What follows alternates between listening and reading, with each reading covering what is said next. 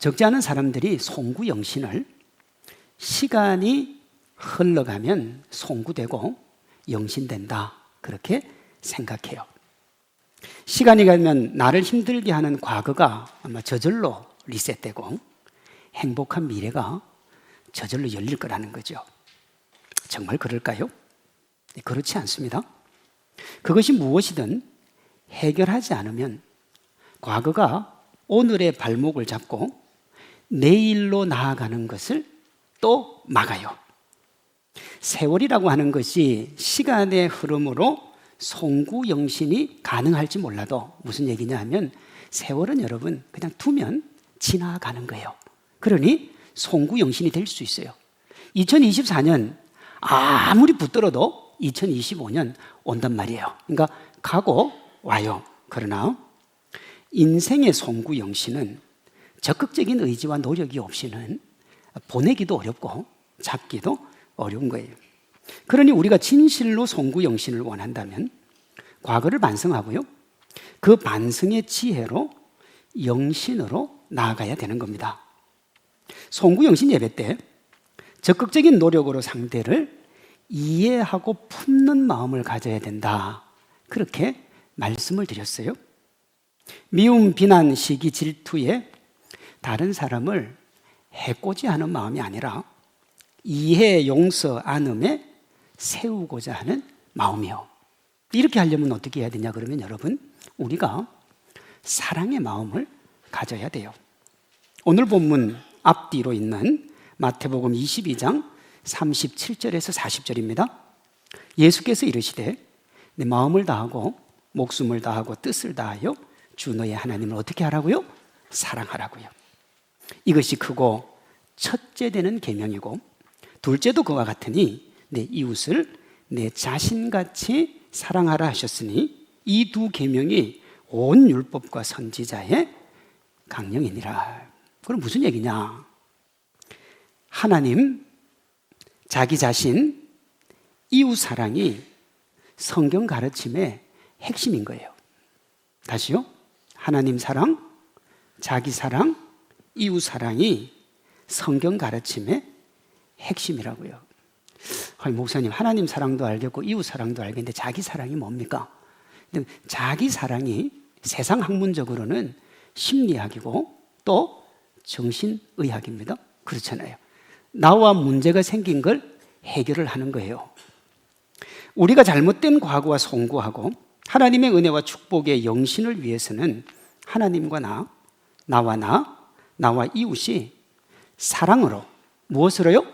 사랑으로 좋은 관계를 맺어야 되는 거예요.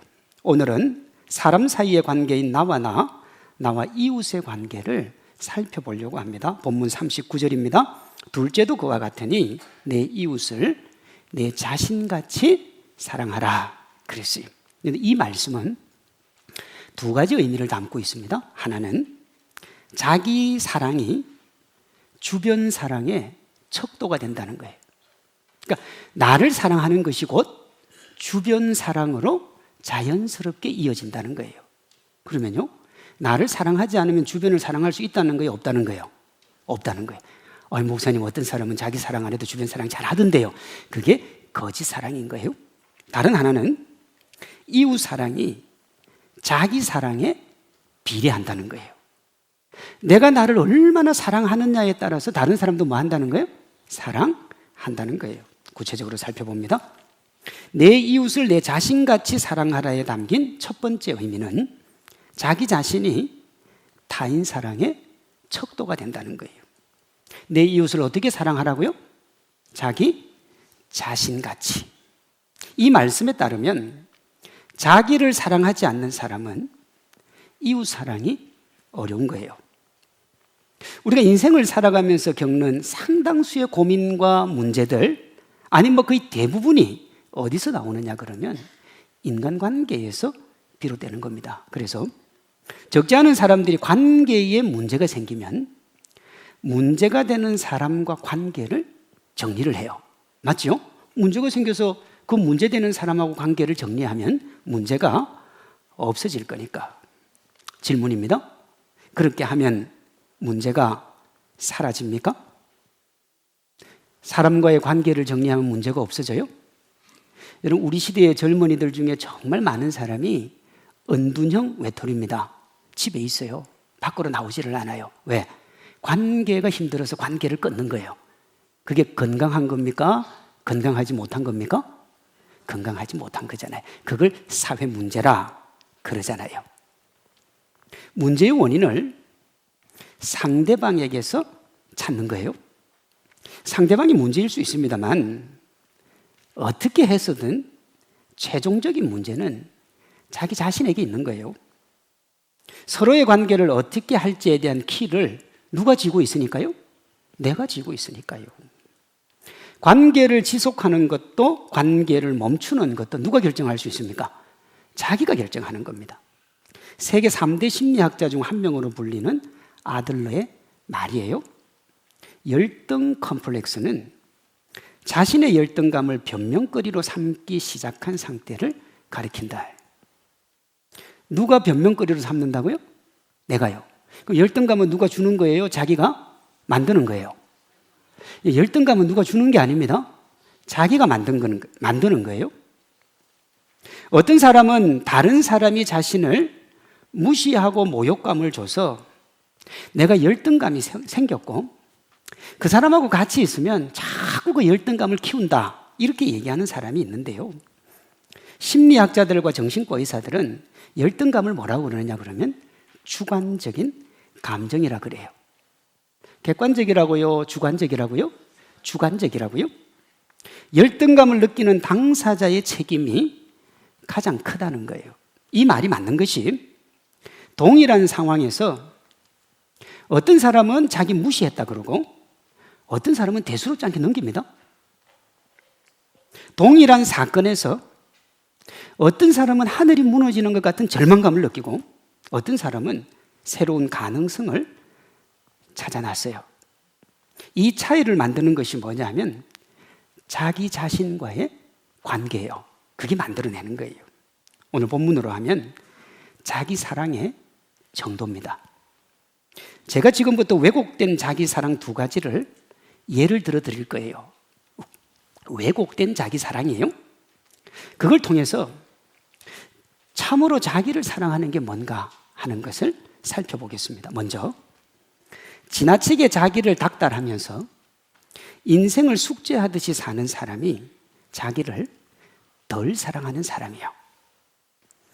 어떤 사람이 대화하는 걸 잘 보면요, 내가가 없는 사람이 있어요. 내가. 우리 아버지가, 우리 엄마가, 우리 시어머니가, 우리 자식이 그렇게 얘기를 하는데 내가가 없어요. 만약 이 자리에 이런 분이 있다면 자기가 자기를 방치하는 사람이에요. 아버지 일을 자기가 하고요, 엄마 일도 자기가 하고, 시어머니 일도 자기가 하고, 자식 일도 자기가 해요. 그런데 정작 누구 일은 안 해요? 자기 일을 안 해요. 누구보다 열심히 바쁘게 사는데 그렇게 열심히 바쁘게 살았으면 행복해야 되는데 이런 사람들은 어떠냐 그러면 몰려오는 게 허전함과 공허함이에요. 내가 대신 숙제해 준 사람은 너무 행복해요. 즐거워요. 그래서 그 사람은 나한테 고맙다 그래요. 그런데 그 고마움의 소리를 듣는 나는 행복하지가 않아요. 왜 그렇죠? 자기를 방치했기 때문에 그렇습니다. 이런 거예요. 정신분석 전문 의사 김해남이라는 분이 있습니다. 이분이 낸 책이 베스트셀러가 됐기 때문에 아마 이분의 책을 보신 분도 있을 거예요. 이분이 43살에 점점 몸이 굳어지는 파킨슨병 진단을 받습니다. 43살에. 물론 그때로부터 20년 이상 병원도 내고 그리고 치료를 하다가 이제는 몸이 많이 굳어져서 병원 문도 닫았어요. 그 진단을 받았을 그때 이분이요, 자기가 살아온 43년의 삶을 돌아보면서 이런 말을 해요. 의무감과 죄책감만으로 하기 싫은 숙제를 하듯 살았던 그때를 생각하면 가슴이 아프다. 아이 키우는 기쁨을 즐기기는커녕 행여 아이에게 부족하고 좋은 엄마가 안 될까 봐 스스로 닥달하며 살았고, 일의 기쁨과 행복을 느끼기보다 행여 뒤처질세라 쫓기듯이 일을 하고 공부했다. 집에 가자마자 저녁을 준비하고 서두르기 전에 아이와 눈 한 번 마주치고 안아줬으면 좋았을 텐데 나는 그러지 못했다. 출근하며 하늘 한번 쳐다볼 여유를 가지고 환자들을 쳐다보는 기쁨을 맞이할 수 있었을 텐데 나는 그러지 못했다. 병 진단 후 이렇게 살았다는 것이 기가 막힌데, 이제 43살에 파킨슨병 진단을 받고 자기가 살아온 인생을 돌아보니까 기가 막힌다 이거예요. 내가 왜 그렇게 살았던고 싶은데, 더 기가 막힌 것은 누군가가 나에게 그렇게 산 대가로 얻은 것이 뭐냐고 물으면 할 말이 없다는 것이다. 열심히 살았는데, 최선을 다해 살았는데 뭐 아무것도 없더라는 거예요. 그 시절에 가졌던 죄책감과 피해의식은 나의 기쁨을 앗아가고 나를 피곤하게 만들었으며 나를 분노하게 만들었을 뿐이다. 누구보다 열심히 살았는데, 그러면 누구보다도 행복해야 되잖아요. 열심히 살았으니까. 근데 뭐 하고 있다고요? 분노한다고요. 여러분은 어떠세요? 부모로 자녀 뒷바라지 숙제하고, 가장으로 가정경제 책임지고, 아내로 가정 화목의 숙제하고, 직장에서 승진의 숙제를 하고, 성도로 교회에서 봉사와 섬김의 숙제를 하면서 어떻게든 자기 역할 잘 감당하려고 아마 노력했을 거예요. 책임감과 의무감이 좀 더 강한 분은 나 아니면 제대로 돌아가지 않을 것이라는 착각 속에 앞만 보며 달려왔을 거예요. 문제가 뭐냐? 숙제하느라 삶의 과정에서 누려야 할 기쁨과 행복을 놓쳐설 수 있다는 겁니다. 아이 키우는 기쁨, 화목한 가정의 웃음소리, 승진의 기쁨, 헌신과 봉사의 즐거움. 숙제는 했는데 그 즐거움이 없는 거예요. 그것도 슬픈데요, 그보다 더 고통스러운 게 있어요. 적지 않은 분들이 아이 키우는 기쁨만 보지 못한 게 아니라 그렇게 열심히 했는데도 자녀와의 관계가 틀어져서 죽을 때까지 아프고 힘들고 고통스러운 거예요. 나는 그렇게 열심히 했는데, 나는 그렇게 최선을 다했는데 내게 돌아오는 건 행복이 아니더라는 거예요. 열심히 했으니 가족들과 함께 즐거운 시간을 보내야 되는데 홀로 포장마차에 앉아 술잔을 기울이며 신세 한탄을 하고 있는 거예요. 돈이 좀 있는 분들은 바에 앉아서 얼굴도 모르는 여자와 함께 자기의 슬픈 인생을 토로하고 있다고요. 그럼 크리스찬들은 어떻게 하느냐? 텅 빈 예배당에 앉아서 홀로 하나님께 눈물을 쏟아낸다고요. 정말 열심히 살았는데 이룬 게 없는 거예요. 정말 죽도록 했는데 배우자가 당신 도대체 뭐 했냐고. 아이들이 뭐라고 하느냐? 우리 부모님 너무 무능하다고. 혹 지금까지 그렇게 살아오셨던 분이 계시면 2025년에는 조금 내려놓으시기 바랍니다. 제가 직장을 그만두라 열심히 하지 말라는 의미가 아닙니다. 숙제의 수혜를 자신도 누리라는 거예요. 열심의 열매가 허전함과 공허가 아니라 함께 누리고 즐기는 행복이 되라는 겁니다.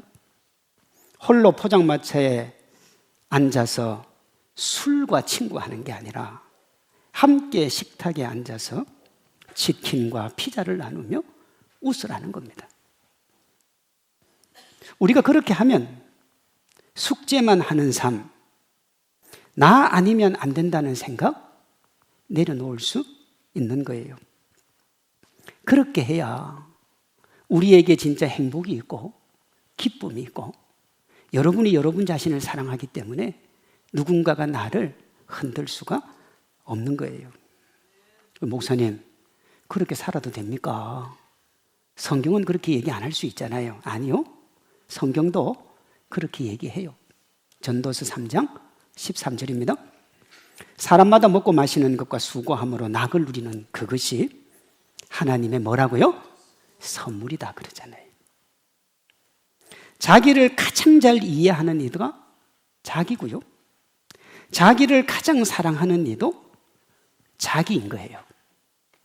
주택대출과 이자 갚는 숙제, 자녀 교육에 모두 쏟고 라면이나 찬밥 드시지 말고 지치고 힘든 여러분 자신도 챙기시기를 바랍니다. 다음의 시처럼요. 만일 내가 인생을 다시 산다면 이번에는 용감히 더 많은 실수를 저지르겠다. 느긋하고 유연하게 살리라. 그리고 더 바보처럼 살리라. 매사를 심각하게 생각하지 않을 것이며 더 많은 기회를 붙잡으리라. 더 많은 산을 오르고 더 많은 강을 헤엄치리라. 아이스크림은 더 많이 먹고 콩은 더 조금 먹으리라. 어쩌면 실제로 더 많은 문제가 있을 수 있겠지만 일어나지도 않을 걱정거리를 상상하지는 않으리라. 이 시가요, 나딘 스테어라고 85살의 지은 시예요. 그러니까 이분이 여기 보니까 부모님이 아이스크림 먹지 말라 해서 아이스크림 사 먹고 콩 먹으라 그래 가니까 먹기 싫은 콩을 많이 먹은 거죠. 그런데 내가 인생을 다시 산다면 나는 그렇게는 안 살겠다는 거죠. 왜요?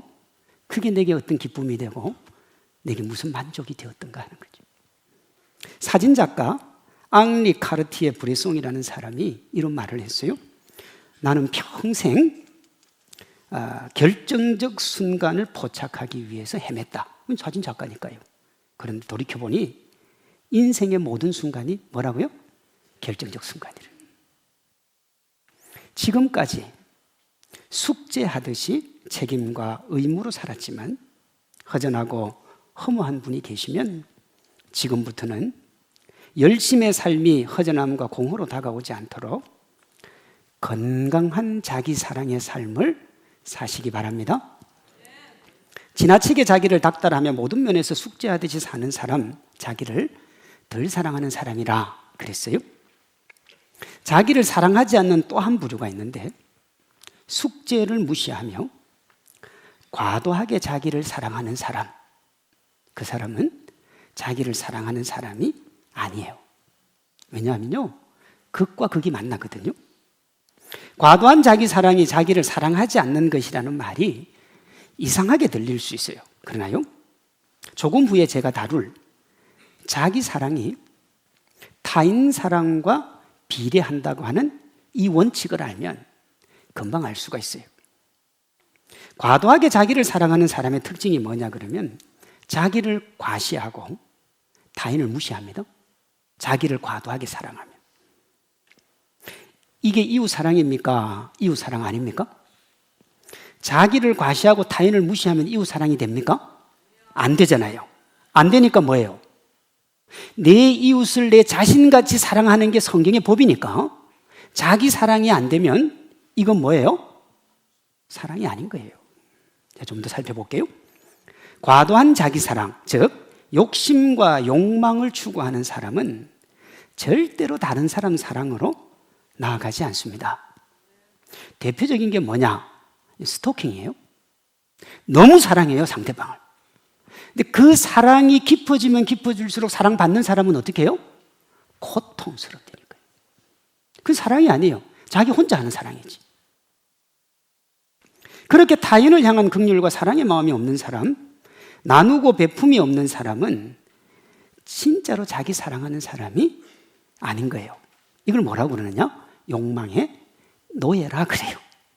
욕망의 자유가 아니고요, 욕망의 노예예요.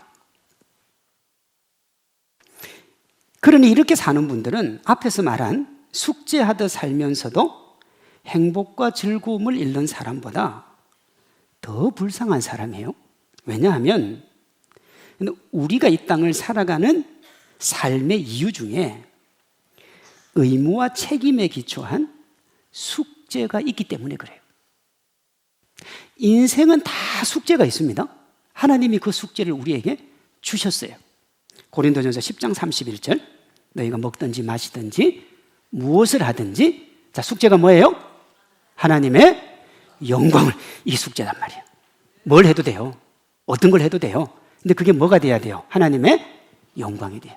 자기 만족을 추구하고 자기 욕심을 추구하고 자기애를 추구하며 자기가 만족한 게 하나님의 영광이 안 되면 그게 뭐예요? 숙제 안 한 거죠. 안 한 거예요. 그래도 여러분, 전자는 말입니다. 숙제 열심히 하고 행복이 없는 사람, 그래도 다른 사람에게 유익을 끼쳤으니까 하나님의 영광이 조금은 돼요.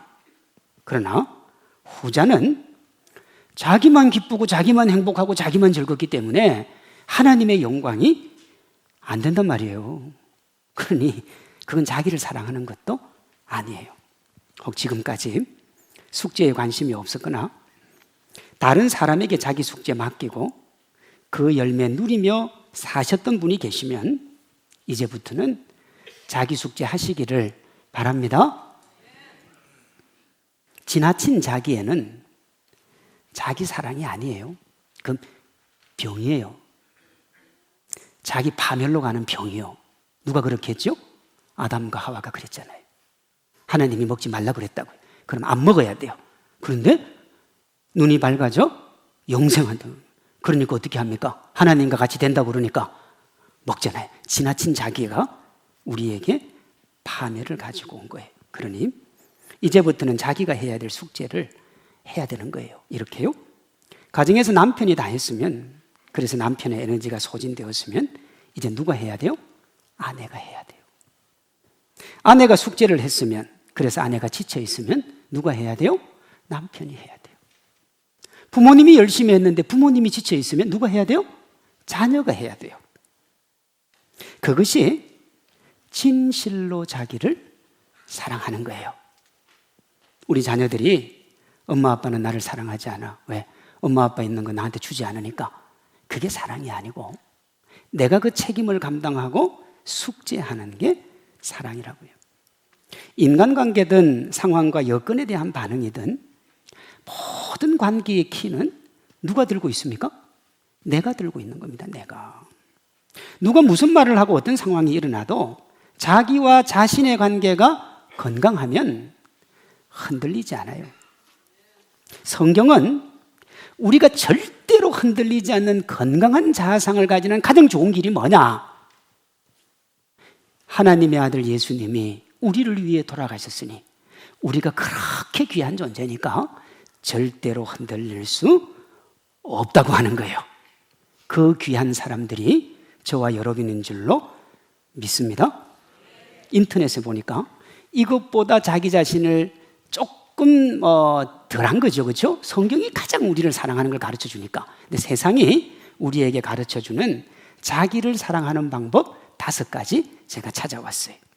첫째, 자기를 격려함으로 자신감과 자존감을 높여라. 네, 자주 자기를 뭐 해주라는 거예요? 격려해 주라는 거예요. 두 번째, 자신의 부족함과 연약함을 인정하라는 거예요. 나는 이것도 못해 저것도 못해 나는 바보야. 그렇게 하지 말고 자기 자신을 뭐 하라고요? 인정하라고요. 셋째, 자기 상처와 아픔을 공감하라고요. 나 그럴 수밖에 없어. 넷째, 자신을 어떻게 하라고요? 안아주라고. 버리지 말고요. 다른 사람 다 나 버려도 내가 나를 버리지 않으면 아무 문제 없는 줄로 믿습니다. 문제는 내가 나를 버리는 거예요. 다른 사람이 나를 버리는 게 아니고 내가 나를 버리는 거예요. 5번째, 자신을 어떻게 하라고요? 존중하라고요. 우리는 보통 이 5가지를 다른 사람에게 해주라 그러잖아요.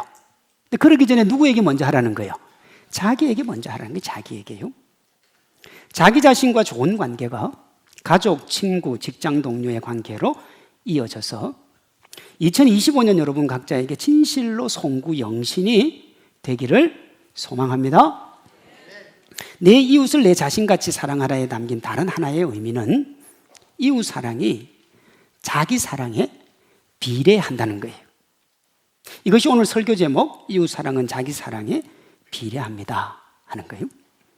건강하게 자기를 사랑하는 사람이 주변 사람을 사랑할 수 있는 거예요. 사랑하자는 캠페인, 그것보다 우선되어야 되는 게 뭡니까? 자기를 사랑하는. 자기를 사랑하는 사람들이 사랑하자는 캠페인이 되는 거지, 자기를 사랑하지 않는 사람들이 모여서 사랑하자 캠페인하면 어떻게 돼요? 더 나빠져요. 그렇죠? 더 왜곡이 된다고요.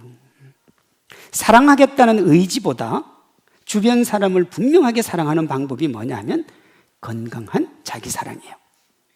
자기 자신을 사랑하는 만큼 이웃을 사랑할 수 있고 진정성 있게 다가갈 수 있기 때문에 그렇습니다. 이것을 우리 주변에 가장 가까운 이웃인 제가 부부관계에 한번 적용을 해볼게요.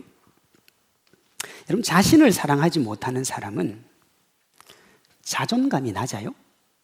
자존감이 낮으면 자기에게 부정적인 생각을 가져요. 자존감이 낮으면 자존심이 높아지고, 높아진 자존심만큼 뭐가 생겨요? 열등감이라는 게 생깁니다. 그러면 낮은 자존감만큼 배우자에게 기대는 거예요. 왜? 내가 못한 걸 배우자에게 얻어야 되니까. 그러면 자기가 자기 실수를 용납을 못하기 때문에 열등감을 가지고 배우자의 작은 실수나 무심한 말 한마디에도 큰 상처를 받게 되고 과민하게 반응하는 거예요. 그리고 문제가 생기면 어떻게 합니까? 상대를 비난하고 상대에게 책임을 다 떠넘겨요. 평소 자기가 자신을 대하는 태도로 상대방을 대하는 거예요. 그러면 어떠냐? 사랑에 왜곡이 일어나는 거예요. 열심히 숙제하고 허전한 것처럼. 반면에 자기를 사랑하는 사람은 자존감이 높고 자기 자신에 대해서 긍정적입니다. 자존감이 낮으면 이것저것 못 견뎌요. 그런데 자존감이 높으면요, 있는 그대로 받아들입니다. 있는 그대로. 부족한 건 부족한 거고 부족하지 않은 건 부족하지 않은 거, 있는 그대로 받아들여요. 그러니까 배우자도 어떻게 하겠어요? 있는 그대로 받습니다. 당신은 이것도 못하냐 저것도 못하냐 그게 아니고 그럴 수도 있지. 왜? 평소 자기를 대하는 태도로 상대를 대하기 때문에. 자기를 사랑하는 높은 자존감이 상대와의 관계에 비례하는 거예요. 그러면 어떠냐? 그러면 배우자를 진심으로 뭐 하게 돼요? 사랑할 수밖에 없는 거예요. 제가 지금 자기 사랑이 이웃 사랑에 비례하는 예를 들고 있는 겁니다. 부부 관계뿐만 아니라요, 대부분 사람이 이런저런 문제가 생기면 상대가 문제라고 그러잖아요.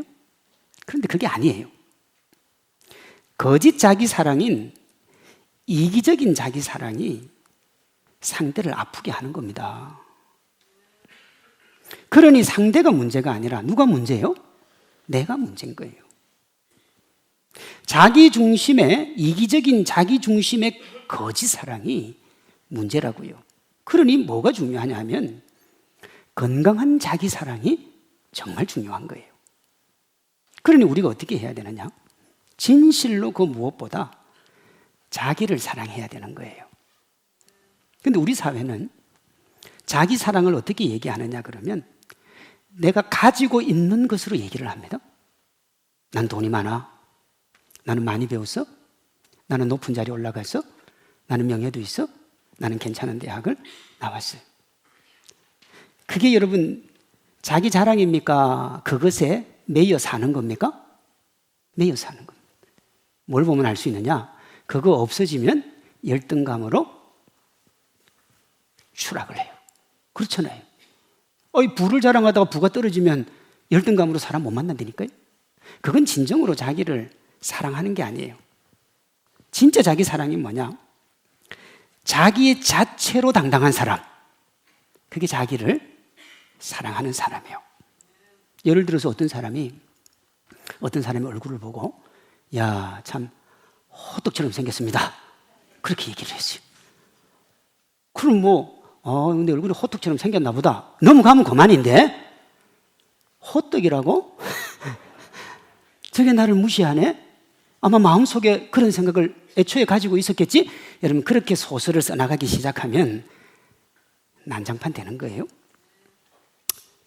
물론 제가 이렇게 건강한 자기 사랑, 자기애 이런 말을 하면 목사님 저마다 기준이 다른데 뭘로 그걸 판단하실 겁니까? 그렇게 물으실 수가 있어요. 왜냐하면요, 우리 시대의 자기 사랑은 욕망을 마음껏 발현하는 것으로 말하잖아요. 그러니 내가 백화점 가지고 얼마나 카드를 끌고 가지고 내가 많이 살 수 있느냐, 이런 것 가지고 얘기한단 말이에요. 기준이 뭐냐는 거예요.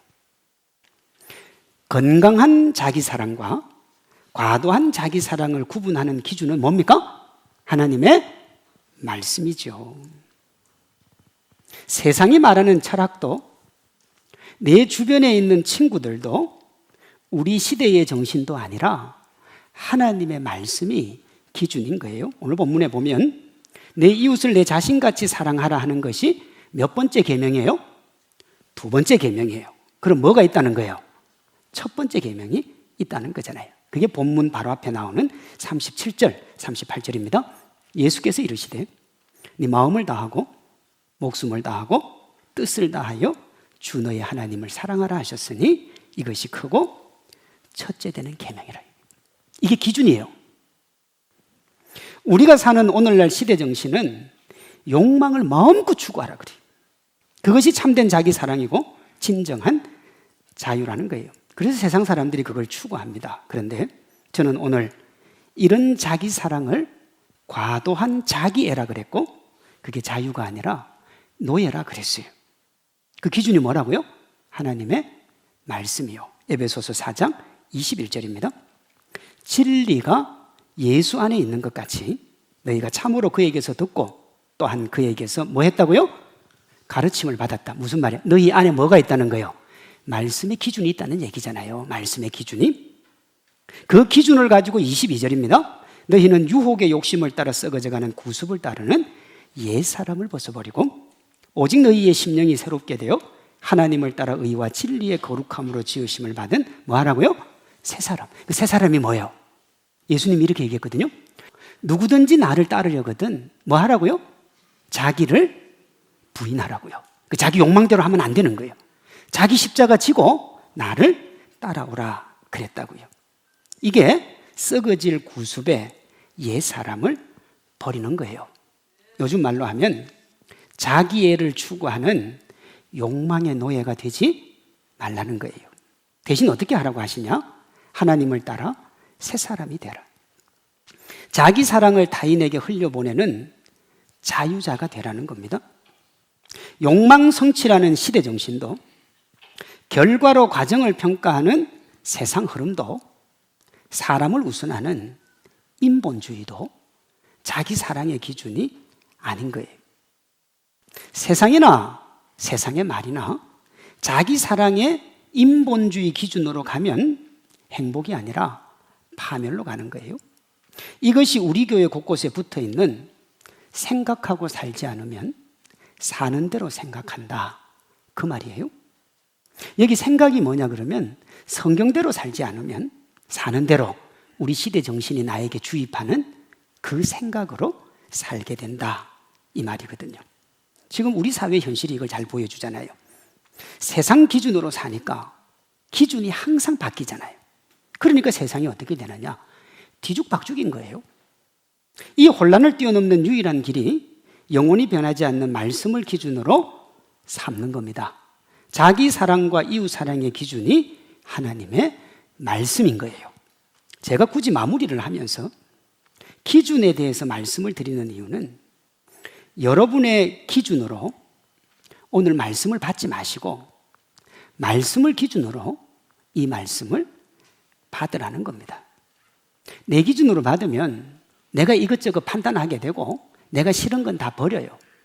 그렇게 세상적인 기준으로 살게 된다고요. 그러나 말씀의 기준으로 삼으면 우리가 책임과 의무의 숙제로만 하지 않고 그 일에 대해서 의미와 가치를 만들고 노력의 대상들이 행복하고 하나님께도 영광이 될 줄로 믿습니다. 타인에게 숙제를 맡기고 열매를 자신이 누리는 무책임함에서도 벗어나게 될 줄로 믿습니다. 말씀을 기준으로 하는 건강한 자기 사랑을 주변 사람들에게 나눔으로 본인도 행복하고 주변 사람들도 행복한 진실로 행복과 기쁨이 가득한 2025년을 맞고 누리고 보내는 우리 성도님들 되시기를 주님의 이름으로 축원합니다.